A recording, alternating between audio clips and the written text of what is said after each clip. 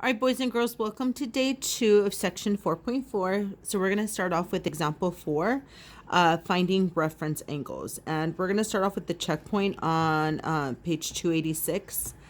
I can tell you right now, you might need to either take the graphs, those figures right above example 4 and put them in an index card, or if you want to refer to them, you can. We're going to be doing it often, okay, in example 4, 5, and 6. Okay, and if you're not sure what I'm talking about, I'm going to show you. Okay, it's these three figures that we're going to be referring to, and I'll show you in a minute how we're going to be referring to those, okay? Basically, our reference angles are either going to land on quadrant 2 if it's more than 90 degrees, quadrant 3 if it's more than 180 degrees, or quadrant 4 if it's more than 270 degrees, okay? So you have those three. Our reference angles are basically, they're supposed to be acute angles, but of course, they're angles that are greater than 90 degrees. So all the angles that are given are greater than 90, okay? Our reference angles will be the acute angles, okay? So either in quadrant 2, 3, or 4. So again, we're going to be referencing these often, okay? So if you want to put them on an index card, I would. Otherwise, you're going to be flipping often to here, okay? All right, let's get started. Okay, let's start with A. A, they gave us theta is 213 degrees. So right now, just look at the figures and think about where this angle would be. Is it in quadrant 2, 3, or 4? Okay. Because it's 213 degrees, it's definitely greater than 180. So it's bigger than, it'll pass quadrant 2. And it won't quite pass the 270, so it won't be in quadrant 4. Therefore, you can find 213 in quadrant 3. Okay?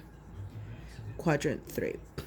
Therefore, if you want to find the reference angle, if you look in the middle figure, all you have to do to get your reference angle, and by the way, theta prime, that's going to stand for your reference angle. All you have to do is take theta minus 180 degrees. Since they gave us the degrees, we want to find it in degrees. So all we have to do is take 213 minus 180, and that should give us 33 degrees. Okay? And that's theta prime, which is our, it's our reference angle. And that's it, okay? Super easy. All right, now let's move on to B. Okay, so for B, we're given 14 pi over 9, and that's in radians. So I know a lot of you are having trouble going back and forth between radians and degrees. And to be honest, I don't do that. So if you're wondering where is 14 pi over 9 going to be, then I kind of use, for example, a couple of my angles. So I think 4 pi over 9. Is this greater than pi? Well, you're going to compare pi to 14 pi over 9, okay? So what's the equivalent? Remember, you cannot compare fractions if they don't have the same denominator. So what would be the equivalent fraction for pi with a denominator of 9?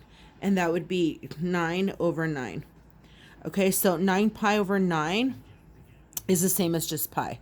So now I can compare them. Is 14 pi greater than pi?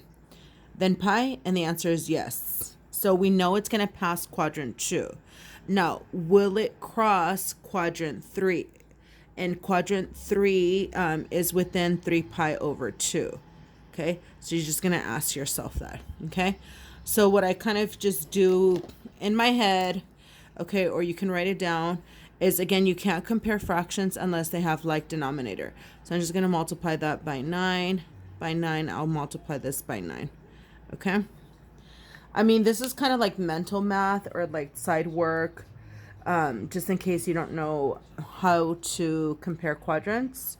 So 14 times, I put 9, and I apologize. I should have put 2. not 9, because then we'll have a common denominator of 18. So 14 times 2 is going to give me 28 pi over 18. And then 3 times 9 is going to give me 27 pi over 18. So is 28 pi over 18 less than 27 pi over 18? And the answer is no. That means this one's greater. So what that means, it actually surpasses quadrant 3 and it ends up somewhere in quadrant 4. Okay. So again, I kind of did just mental math just to, or I showed you the work actually, just to show you that this actually ends up in quadrant 4. Okay. So just think of this as side work. Okay. Okay, so we know we end up in quadrant 4. So remember, we're trying to find the reference angle. And since it's given to us in radians, theta prime is going to be 2 pi minus r theta. So it's 2 pi minus 14 pi over 9. Okay. And then this is the same as 18 pi over 9 minus 14 pi over 9. And remember, I just found common denominator. So this is the same thing as 4 pi over 9. Okay. So theta prime should give me 4 pi over 9. And that's my reference angle. Okay. All right, let's go to part C.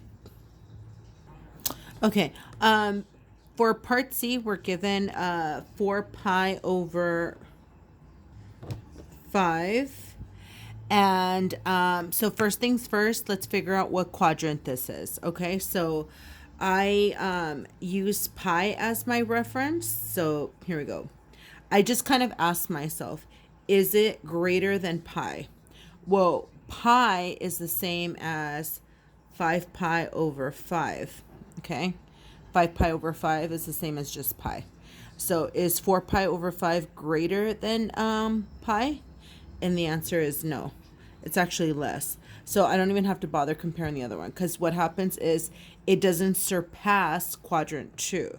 So that means it'll be contained within quadrant 2. So this is in quadrant 2. Okay. Oops, sorry about that. Okay, so again, looking at your figure, since we're given in radians, we want to find our reference angle. Theta prime gives us our reference angle. And in order to solve it, we have to do pi minus theta. And our theta is 4 pi over 5, so 4 pi over 5. Again, we can't subtract fractions unless we have common denominator, and we already know that pi is the same as 5 pi over 5. So minus 4 pi over 5, which just gives us pi over 5. Therefore, our reference angle should be theta prime, which is pi over 5. Okay. All right, awesome. All right, based on what I just showed you, you should be able to do technically numbers 47 through 58. And also you can do section 59 through 66. So let me give you a quick practice so you guys can try some on your own, and then we'll move on to the next examples.